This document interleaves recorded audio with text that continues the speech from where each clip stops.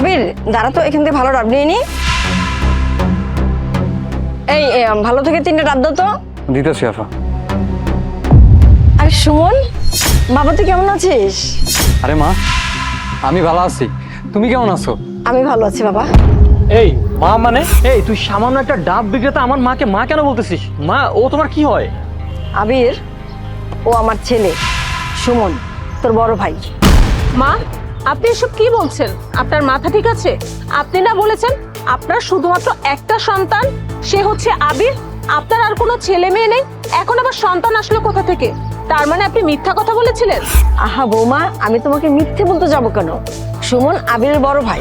মা তুমি এসব কি জাতা কথা বলতেছো? ও আমার বড় ভাই কিভাবে হয়? তুমি আমাকে দেখো আর ওকে দেখো। সামান্য একটা ডাব হলো আমার ভাই কিভাবে হয়? আর ও যদি আমার ভাই হতো, ও তো আমার সাথে থাকতো, আমাদের বাড়িতে থাকতো, তাই না? আহা, আমার কথাটা আগে শেষ করতে দি। তোর বাবার প্রথম স্ত্রী সন্তান হচ্ছে সুমন। সুমনের মা মারা যাবার পর তোর বাবা আমাকে বিয়ে করে।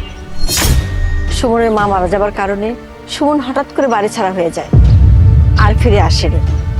কিছুদিন পর তোর বাবাও মারা যায়। সুমনকে বলেছিলাম ওর সয় সম্পত্তি সব বুঝে নেওয়ার জন্য, কিন্তু সুমন বলেছে ওর কিছুই চাই না, ও যেভাবে আছে সেভাবে ভালো আছে। তাই সয় সম্পত্তি সবকিছু সুমন তোদেরকে দিয়েছে। ও আচ্ছা, তাই বলো। আমিও তো তাই বলি যে এরকম একটা ফকিরনি ডাবলা রাস্তার ছেলে কিভাবে আমার ভাই হয়। এবার বুঝতে পারলাম ওর সাথে তো তাহলে আমাদের কোনো রক্তের সম্পর্ক নেই। এই ডাব দে। দিতেছি ভাই, দাঁড়া, তোরা এখনই দিতেছি। এই তোর কত বড় সাহস, তুই সামান্য একটা ডাব বিক্রেতা হয় তুই আমাকে ভাই ডাকতেছিস? তোর কিন্তু তুই কখনো আমাকে ভাই ডাকবি না। আমি আমার বাপের একমাত্র সন্তান, তোর সাথে আমার কোনো সম্পর্ক নেই। তুই যদি আমাকে ভাই বলে ডাকিস, আশেপাশে লোকজন দেখলে আমার মান সম্মান যাবে না? আবির, বাবা তুই এটা কি করলি? ও তোর ভাই, ওর গায়ে কেন তুই হাত তুললি? কেন তুলবে না মা? এই সামান্য ছোট লোকের বাচ্চা আমার হাজবেন্ডকে তুইতামারি করে ডাকছে। অশিক্ষিত জানি কোথাকার। মা আজকে ও তুইতামারি করে ভাই বলে ডাকছে, কালকে যে সবার সামনে যে ওকে জড়িয়ে ধরবে না তার কোনো গ্যারান্টি আছে?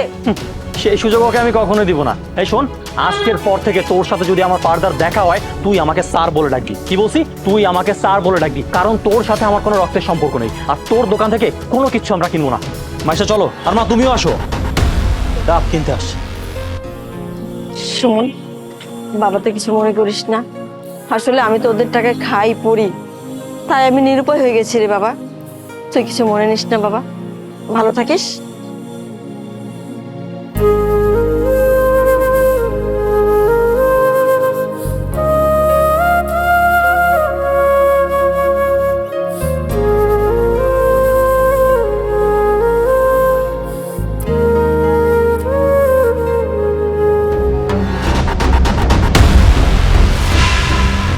হ্যালো স্যার, আমি না খুবই এক্সাইটেড।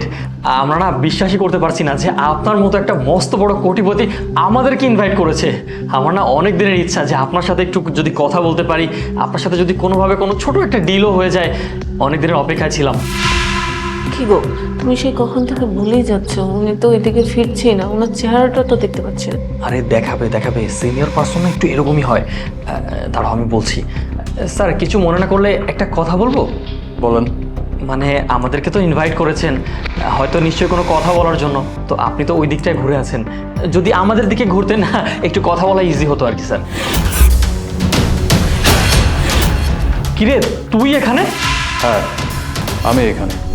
কি আমাকে দেখে অবাক লাগতে, তাই না? অবাক লাগারই কথা, কারণ আজ থেকে 2 বছর আগে যে ছেলেটা সামান্য ডাব বিক্রি করতো, সে আজকে হঠাৎ করে এত টাকার মালিক হলো কিভাবে, তাই তো? হ্যাঁ, এটা কি করে সম্ভব?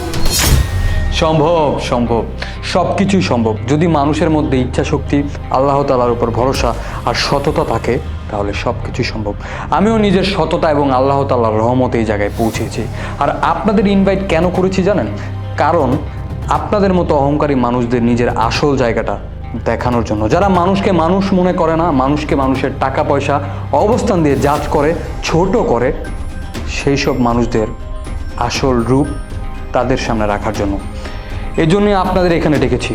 কিন্তু এখন আর আমি আপনাদের সাথে কোনো কথা বলতে চাই না। আপনারা প্লিজ আসতে পারুন। Just get out from my office, get out.